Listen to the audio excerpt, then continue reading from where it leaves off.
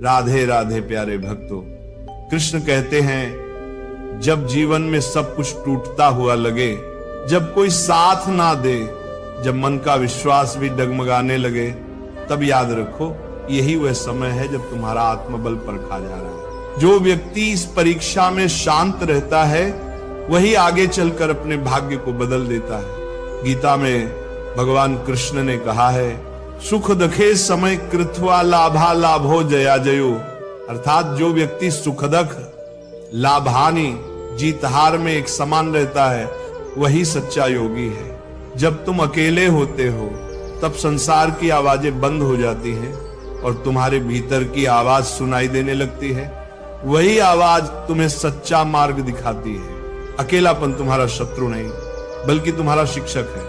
जब कोई नहीं होता तब ईश्वर तुम्हारे साथ होता है। जब कोई नहीं सुनता तब कृष्ण तुम्हारे मन में बोलते हैं। कृष्ण ने कहा था, जो व्यक्ति स्वयं पर विजय पा लेता है उसके लिए कोई भी युद्ध कठिन नहीं रहता। इसीलिए जब समय कठिन हो तो खुद से भागो मत, शांत होकर बैठो, अपने मन को सुनो और सोचो मुझे क्या सीखना है इस परिस्थिति से।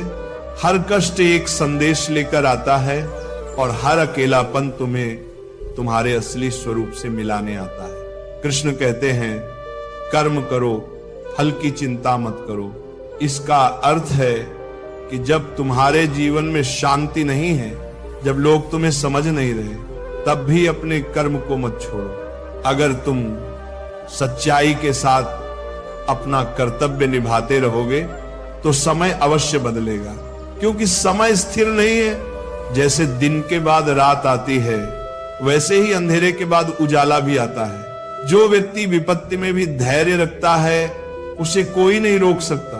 कृष्ण कहते हैं, धैर्यवान व्यक्ति ही विजय होता है। इसलिए अगर तुम आज अकेले हो तो डरना मत, अपने मन को शांत रखो, भरोसा रखो कि तुम्हारा हर संघर्ष किसी महान बदलाव की तैयारी है।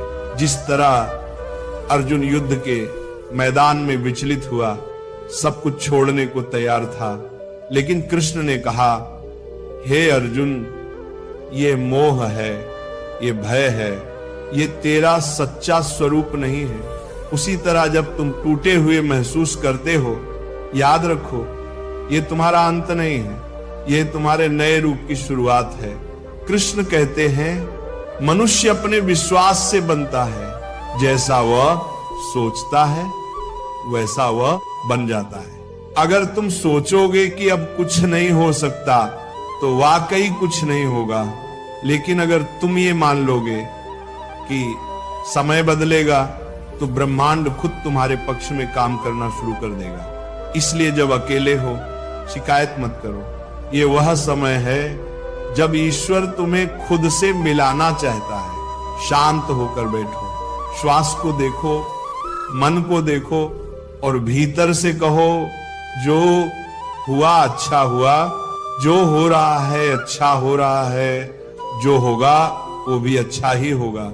ये वह दृष्टि है जो मनुष्य को अंधकार से प्रकाश की ओर ले जाती है। कृष्ण का संदेश बहुत सीधा है, धैर्य रखो, अपने कर्म करते रहो और विश्वास रखो कि समय अवश्य बदलेगा, क्योंकि ईश्वर देर से देता है पर देता जरूर है। आज तुम अकेले हो, लेकिन कल यही अकेलापन तुम्हें इतना मजबूत बना देगा कि लोग तुम्हारे अनुभव से प्रेरणा लेंगे। तो जब भी मन टूटे, याद रखना कृष्ण तुम्हारे भीतर ही हैं, जो कह रहे अकेले हो तो शांत होकर सुनो, समय जरूर बदलेगा। कृष्ण कहते हैं, जब व्यक्ति अकेला होता है तो उसे लगता है कि दुनिया ने उसे भुला दिया है, लेकिन सच्चाई यह है कि उसी क्षण ईश्वर उसे गहराई से तराश रहा होता है। जैसे सोने को गहना बनने से पहले आग में तपना पड़ता है, वैसे ही मनुष्य को भी अपनी असली चमक पाने के लिए एकांत और कठिनाई की अग्नि से गुजरना पड़ता है। उदाहरण के रूप में सोचो, अर्जुन जब युद्ध भूमि में खड़ा था तब उसके अपने ही रिश्तेदार सामने थे। वह अकेला महसूस कर रहा था, भ्रम में था, और सोच रहा था कि क्या उसे युद्ध करना भी चाहिए या नहीं। तब भगवान कृष्ण ने कहा, अर्जुन तू अकेला नहीं है, तेरे साथ तेरी आत्मा है, तेरे साथ धर्म है और तेरे साथ मैं हूं। उस पल अर्जुन ने समझा कि अकेलापन कमजोरी नहीं है, बल्कि अपने सच्चे उद्देश्य को पहचानने का अवसर है। जब अर्जुन ने शांत होकर कृष्ण की वाणी सुनी तो उसके भीतर का अंधकार मिट गया और वही अर्जुन जिसने सब छोड़ देने की बात की थी, आगे बढ़कर अपने धर्म का पालन किया। इसी तरह जीवन में जब तुम अकेले होते हो, जब कोई नहीं होता जो तुम्हें समझे, तब याद रखो कि यह समय तुम्हें भीतर से मजबूत बना रहा है। एक किसान की तरह जो बीज बोने के बाद महीनों तक धैर्य रखता है, क्योंकि उसे पता है कि मिट्टी के भीतर कुछ अदृश्य हो रहा है। वो रोज खेत को देखता है, पानी देता है, पर बाहर से कुछ नहीं दिखता। फिर एक दिन अचानक वही बीज अंकुर बनकर धरती को चीर देता है। तुम्हारा जीवन भी वैसा ही है। अभी भले ही कुछ नहीं दिख रहा, लेकिन भीतर परिवर्तन हो रहा है। कृष्ण कहते हैं, कर्मण्येवाधिकारस्ते मा फलेषु कदाचन, यानी तुम्हारा अधिकार सिर्फ कर्म करने पर है, फल पर नहीं। इसका मतलब यह है कि अगर आज तुम्हारे प्रयास का परिणाम नहीं दिख रहा तो भी मत रुको। जैसे एक कलाकार दिन रात मेहनत करता है, अभ्यास करता है और कई बार असफल भी होता है, पर वो जानता है कि अभ्यास ही सफलता की नींव है। एक दिन वही कला उसे सम्मान, पहचान और सफलता देती है। अगर वह बीच में हार मान लेता तो शायद वह कभी नहीं जान पाता कि वो कितना महान हो सकता है। ठीक उसी तरह जब जीवन तुम्हें अकेला कर दे तब भागो मत, शिकायत मत करो। कृष्ण कहते हैं, अकेलापन ही वह जगह है जहां आत्मा और परमात्मा का मिलन होता है। जब कोई नहीं सुनता तब अपनी आत्मा को सुनो। जब कोई साथ नहीं देता तब अपने कर्म को साथी बना लो। समय बदलेगा, पर उससे पहले तुम्हें खुद को बदलना होगा। हर कठिन समय तुम्हारे भीतर छिपे अर्जुन को जगाने आता है।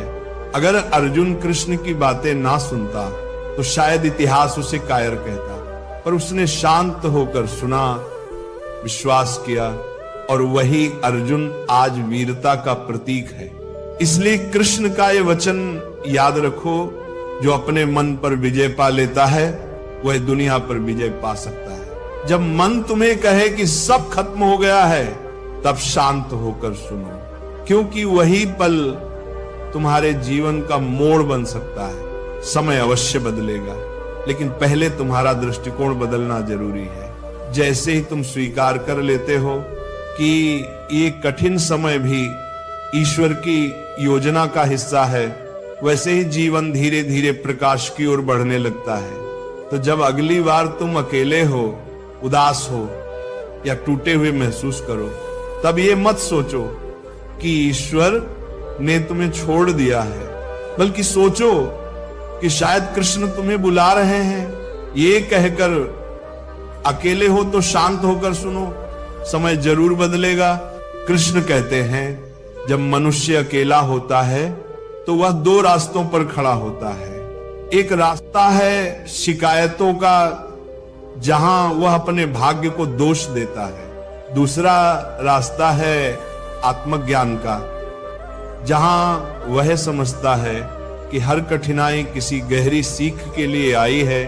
जो व्यक्ति दूसरा रास्ता चुनता है वही अंत में विजेता बनता है। उदाहरण के रूप में देखो, जब श्री कृष्ण मथुरा छोड़कर द्वारका गए तो उन्होंने अपना बचपन, अपने सगे संबंधी और पूरा नगर पीछे छोड़ दिया। हर कोई सोच सकता था कि यह हानि है, पर कृष्ण जानते थे कि यह परिवर्तन भविष्य की स्थिरता के लिए है। उन्होंने अकेलेपन को स्वीकार किया और उसी से द्वारका जैसी महान नगरी की स्थापना की। यानी कभी कभी जीवन तुम्हें तोड़ता नहीं, बल्कि तुम्हें किसी बड़े कार्य के लिए तैयार करता है। इसी तरह जब अर्जुन युद्ध से पहले अपने ही प्रियजनों को सामने देखता है तो उसके भीतर का योद्धा डर जाता है, वह धनुष छोड़ देता है। और कहता है कि वह लड़ नहीं सकता।